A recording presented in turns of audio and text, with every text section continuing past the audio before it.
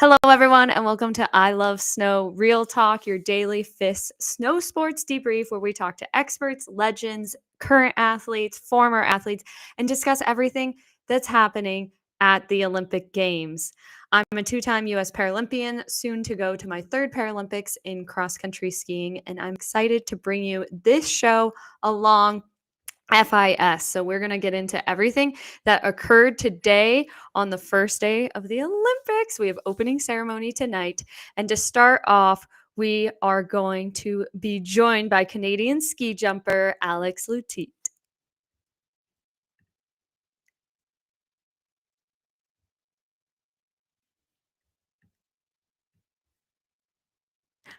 Alex! Hello. Thank you So so much good for to having have me. you Good here. intro. Thank you. Well, thank you so much for joining us. And can you give us a current status update on your injury and how recovery is going?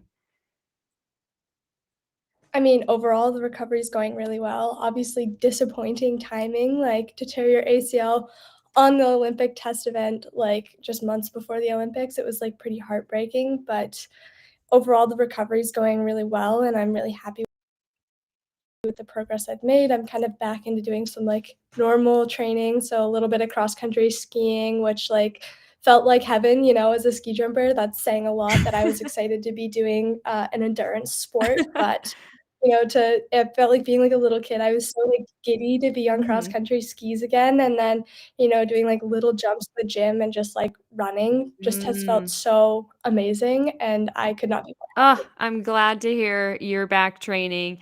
And we know you're going to be at the Olympics cheering some very important people on, including Daniel. So, can you tell us a little bit about what you're excited to see him do at these Olympic Games? Oh, geez, I glitched out there for a second. Sorry. It had overlapping audio.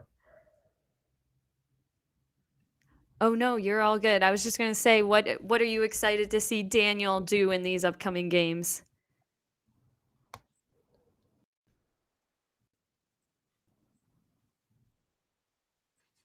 I'm not sure what's going on with the audio. Oh, weird. Can you hear me now? Test test. Oh, Yeah, I can hear you now, but it keeps overlapping your audio. oh, tech people, we need you now.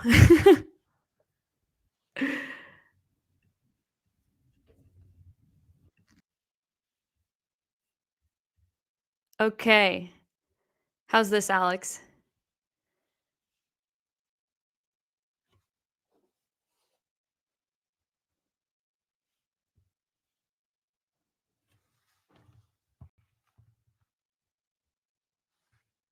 Okay. We see some lovely videos of Alex hugging her best friend Abby when they were in Predazzo last year.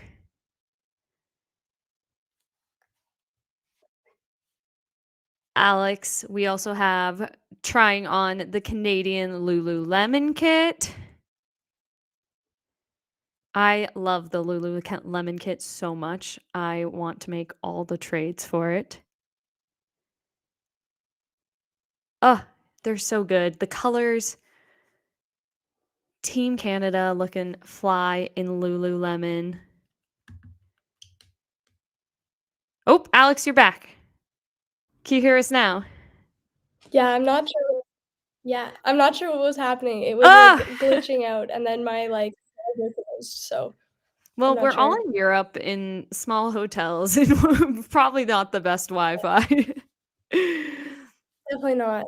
So I'm gonna have to try and find another solution for the rest of our time here, but Oh, well, we'll get it figured out. Well, what are you excited to see? You know, your best friend Alex here on screen. You get to see her compete. Your boyfriend Daniel from Austria is going to be competing.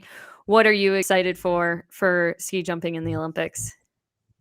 obviously, two of the Canadian girls I'm best friends with, so Mhm. Abby and Nat. I'm so excited. It's Natalie's Oh. first Olympic Games, and she had a big injury, so coming back and being able to compete at her Mhm. first Olympics is, like, pretty awesome, and then, Abby was a rookie at the last Olympics, and, it was kind of a long shot to medal, and then we ended up medaling together, and now she's going into this Games as a favorite for a medal, and so I think that's pretty special to, have seen her journey from being, like, this, like, young kid to someone who can go and win. And yeah, it's pretty amazing to kind of see the inside Mhm. side of things. Obviously, like, I see how Daniel's training and how much work he's putting in and, like, all the struggles that no one else sees, and the same with, like, Nat and Abby, and it's just really amazing to, know these people on such, like, a deep level, and, you have that kinda connection where you've kind of been through the rough with them, and to see them do well and succeed and fulfill their dreams is pretty amazing. Ah, incredible. I'm so excited you get to be there in person, and we know you'll be back for the next set of games. So, Yes. ski jumping is an intense sport, and I can't even comprehend how you guys do it. So, what do you do to get ready to fly through the air like that? What is your routine to mentally and physically prepare for this? I think part of it is that you're kinda desensitized to the, like, Mm. extreme Mhm. levels. You do this almost every day, multiple times a week, multiple times a day, and you kind of don't really comprehend at a certain point that, you're in a tiny little ball going 95 kilometers an hour, and then you're flying like hundreds of feet through the air. Like at a certain point, you stop processing that and it just becomes so normal. So I think it's kind of Wow. how any athlete prepares to compete. It's like you're trying to make sure your body and your mind are in sync. And, ski Mhm. jumping is so much about the mental performance. Mm. And so it's really about being in a competition mindset and thinking about, what are my goals for this jump? So, like, you're kind of, Mhm. like, thinking about the technical points, and when I'm thinking about the technical points, I'm trying to match it with the feeling that actually causes that technical point, so I'm not thinking, "Oh, like, I wanna have really flat skis." I'm thinking about before that, what causes the flat skis, so a lot of the time, I think about having weight on the outsides of my foot, so when I jump, Mm. that my skis are flat, right? So it is a really technical sport, but it's so much about your feeling and like that internal sense of like, the rhythm of the hill. And it's why some athletes will jump really good on one hill and not so good on another. It's just like Hmm. your internal feeling and like your body composition and, how your muscles are wired and how your brain is wired really can like, you can be suited better for one style of hill than another. Yeah. Yeah, that's interesting. Do you have a favorite hill you've jumped on that feels particularly special, that you feel like your mind-body connection is tied to now? I obviously, like, have a few, like, every athlete has, like, hills they look forward to jumping on the circuit, like, for me, I really, really love Sapporo. Mm. I also really like Planica, which is not a World Cup hill, but it's where we had our world championships, and, it's kind of like my home hill, and so getting to win there was pretty special, and, it's just like a hill that you have a good feeling going into it, and it's Mhm. easier to perform on. Obviously, like, when you're in good shape, you can jump any hill, but sometimes when Mhm. you're not in such good shape, it's a good confidence boost to kinda carry momentum to the next hill when you jump a hill you really like.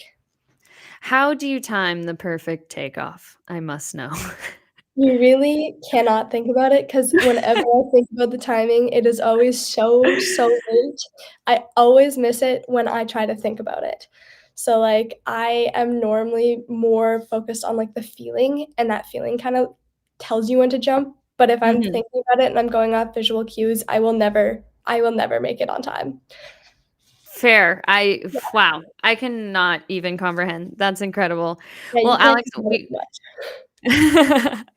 well, we will be right back with Alex to talk about the upcoming ski jumping events. And now we have another special guest, Mr. Luke Alphon. He's a three-time Olympian, a Dakar champion. I don't know how he does car racing, downhill skiing, all of it. And he's the proud father of two Olympians from this upcoming games.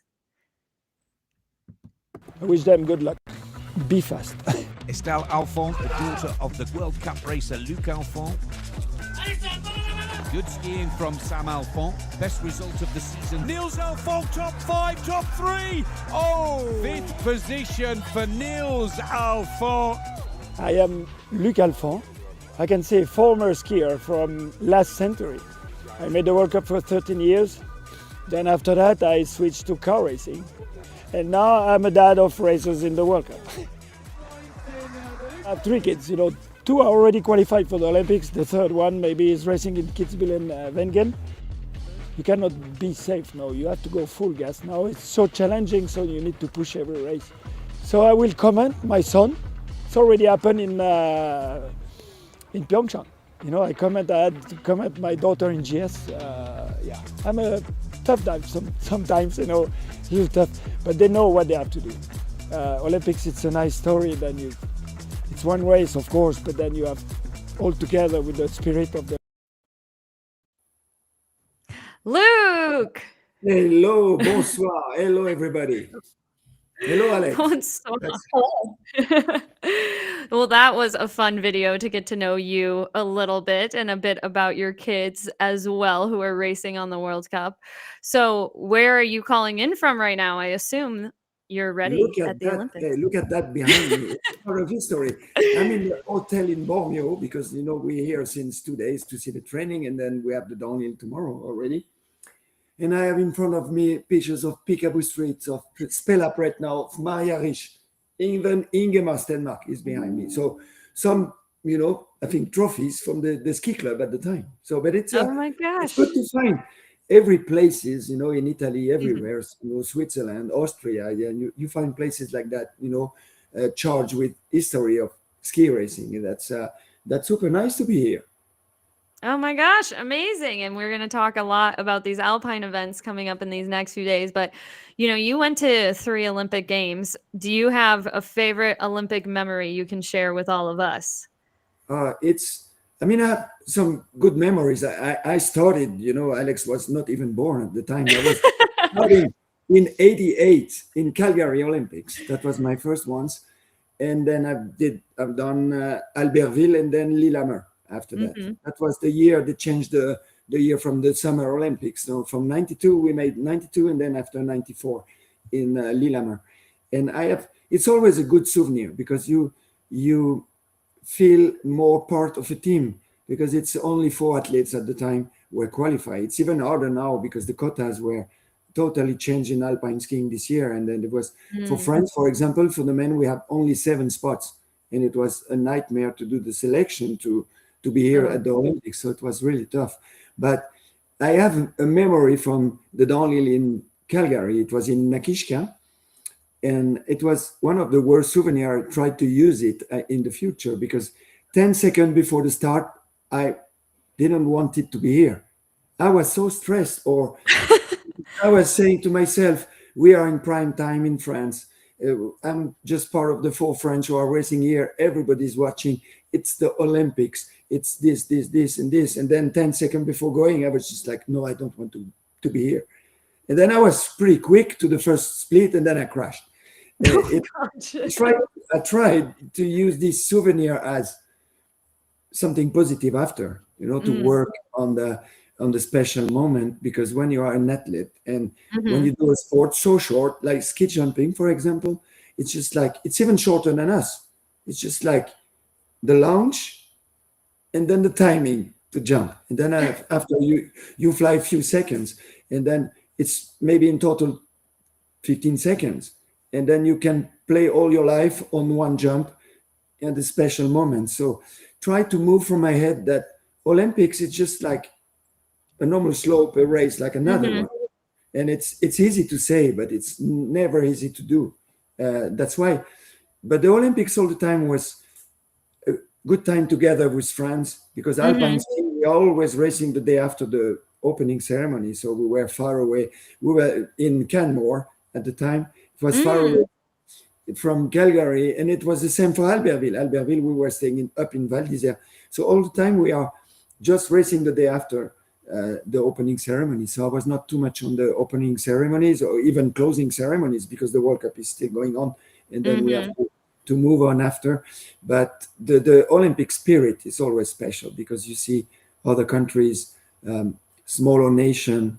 It's the Olympic spirit, which is here in Milano Cortina. We have so many spread So many places. villages. Yeah, it's Yeah. we don't feel it really now at the moment, Mhm. but it's a special moment. Everybody is changing clothes. You have new clothes for the Olympics, and then you. But on the race itself, then you have to go for it. It's a race of Mhm. three, only three Yeah. first accounting. It's only a medal, so you need to take the risk at the good moment and to see what's happening. And unfortunately, I have to say that I won. I won the globes. I won this, but I never had an Olympic medal. I think I Ah, made all the places from 4 to 7. uh-huh. So I was fourth in Germany. I was again fourth and 6 and 5. It's Mhm. super hard to be ready on the D-Day, Mhm. especially outside sports with the weather, with the sports conditions, and Yep. it's so hard. But it was some bad souvenir, but never. It's still Olympic spirit is there. What advice are you giving your 2 kids, Estelle and Niels, who are gonna be competing this upcoming few Yeah, days? yes, no, you have to play. In Yeah. a sport, you need to play. So if you want to play, you need to take risks and to accept to not over skiing the race Mhm. day.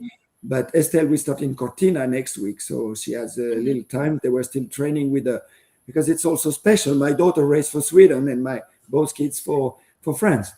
And but Niels is racing tomorrow, and he had a really bad start because he crashed on the first day.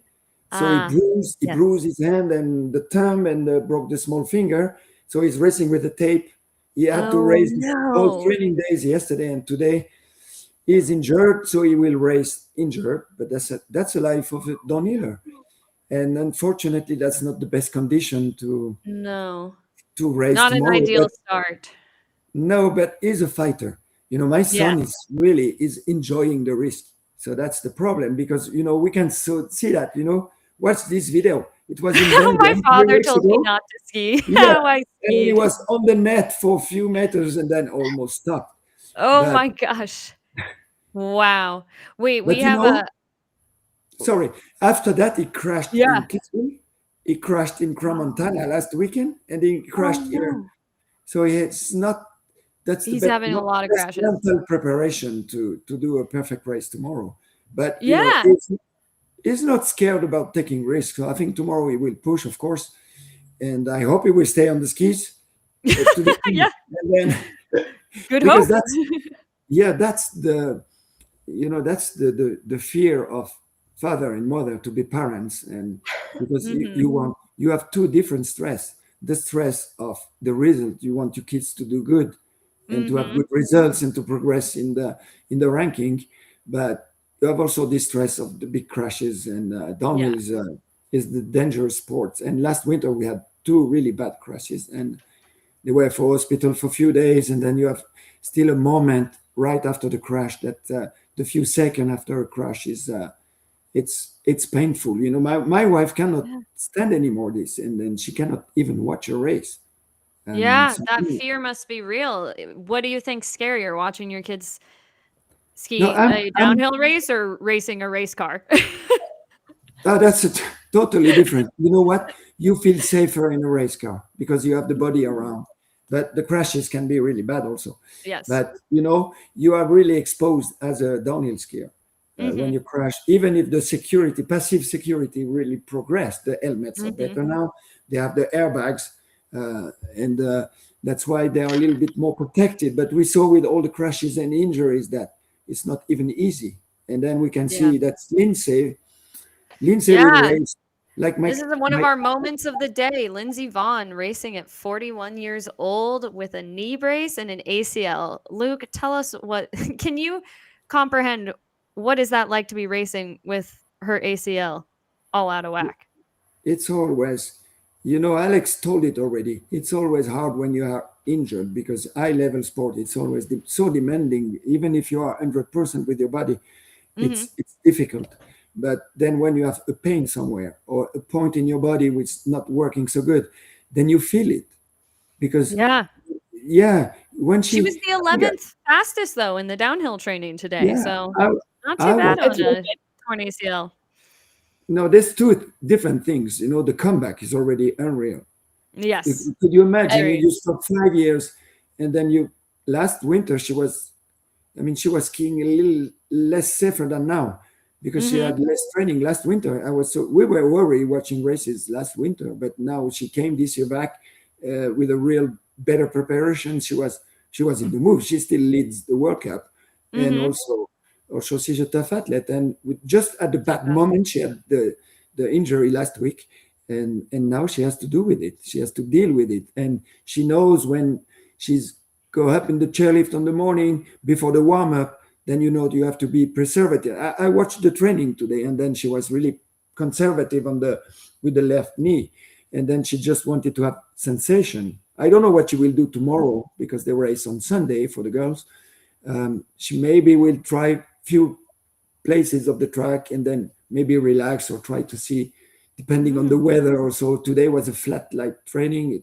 Everything was really bad for her, but she's amazing. She's she every is time she's at amazing. the start, she's going for it, and I think she will try everything on Sunday, and the story can be fantastic. I know, I hope it's a real fairy tale ending. And then our next moment of the day from ski jumping, Nika Prech. Tell us, Alex, about this person and what they've accomplished. I mean,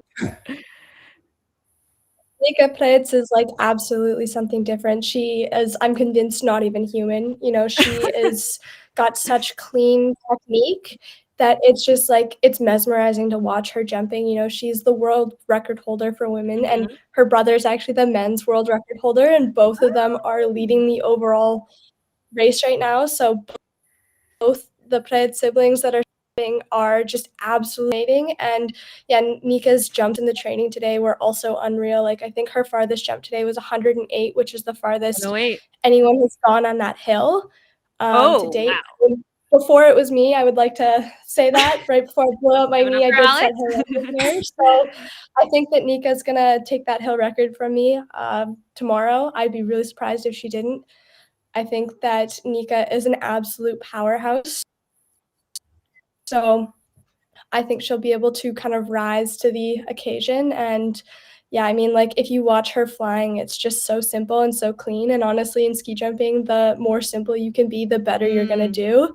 So I think that that's kind of her superpower is she's really good at letting go of everything else and just like focusing on like the core of our sport. And, when she makes mistakes, she keep going, which is where like lots of athletes kind of lose their momentum in their jump is, those small mistakes they get really hung up on. And and even when Nika makes a mistake, she's powering through. And I think it's mhm. why she's just so dominant and it's so hard to beat her. Like, there's been very few athletes who can beat her this year.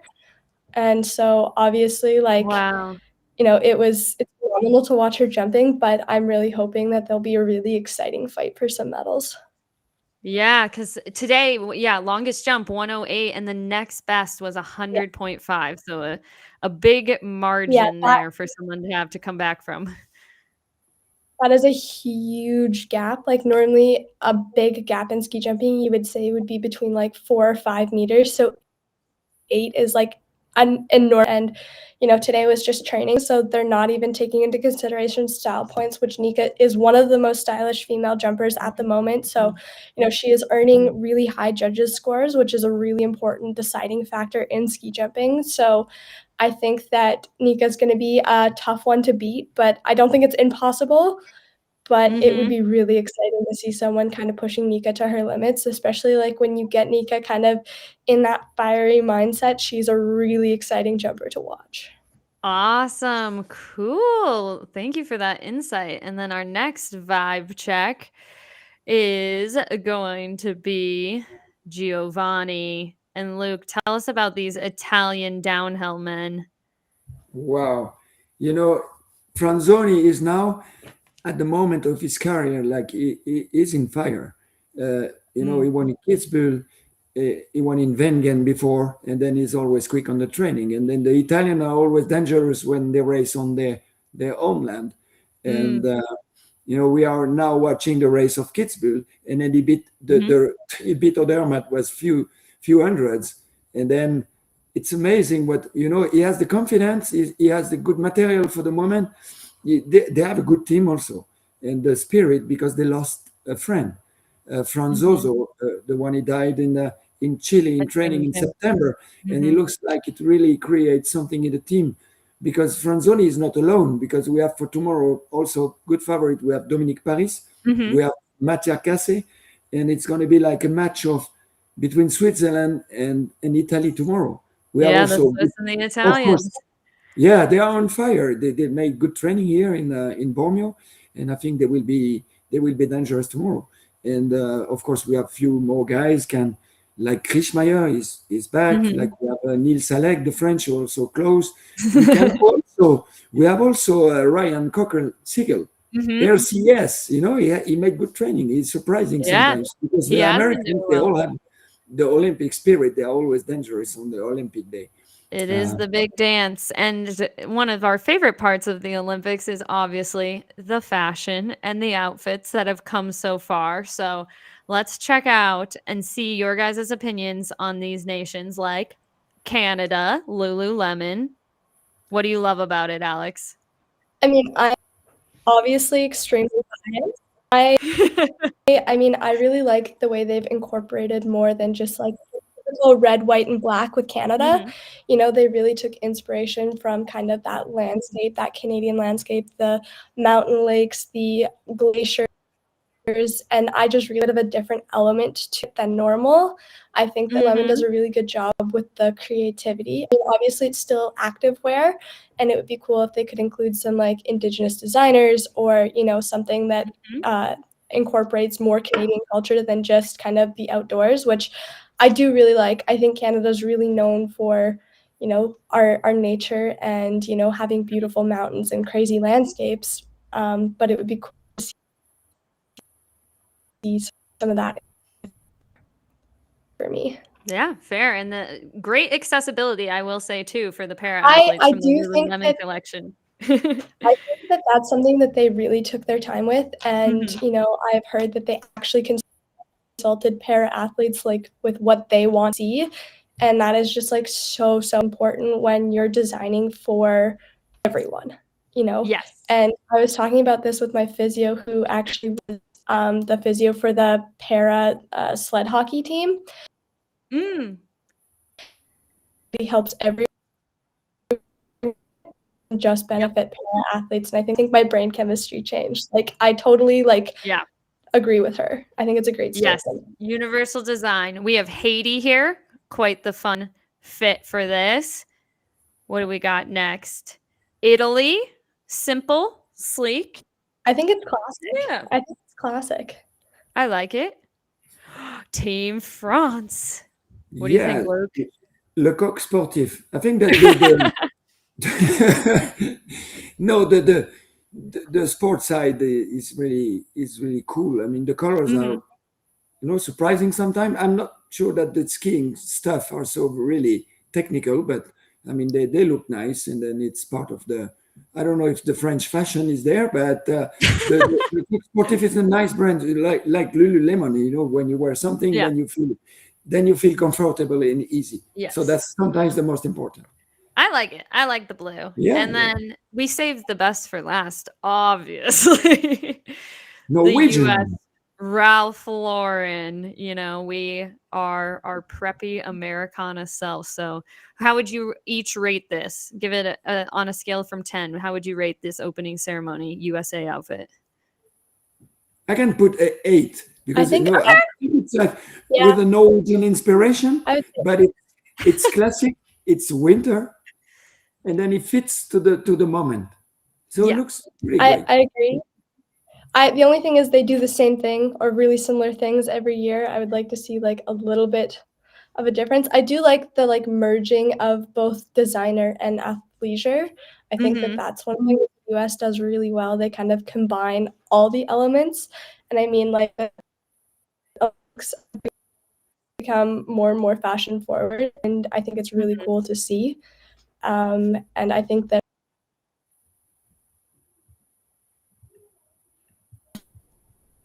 Ooh, Alex, we're losing your connection. Okay, we got to move on.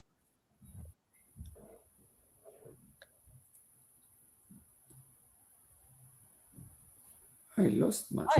Oh, there we go. We got to Yeah. head over to what we're watching tomorrow as we look towards the next day of the Olympic Games. We have some exciting things coming up. Obviously, alpine skiing men, including your son, Luke, tomorrow in the downhill. We have the first cross country competitions, as well as the women ski jumping. And who are athletes to watch in these? Let's start with downhill men. All right, who's your money on, Luke? If you had to pick one today. I will go. I mean, we can play a little bit. I can put like Von Almen and Leslie. Hey, Alex, you will be happy. It's a Red Bull family, so that's okay. That's cool. So Von Almen in front of Franzoni, and Okay. third Odermatt. But we have on this picture, we have like Krischmeier is super good, and all the Italian, the two other Italian, and one is missing because I said also Mattia Casse, the other one.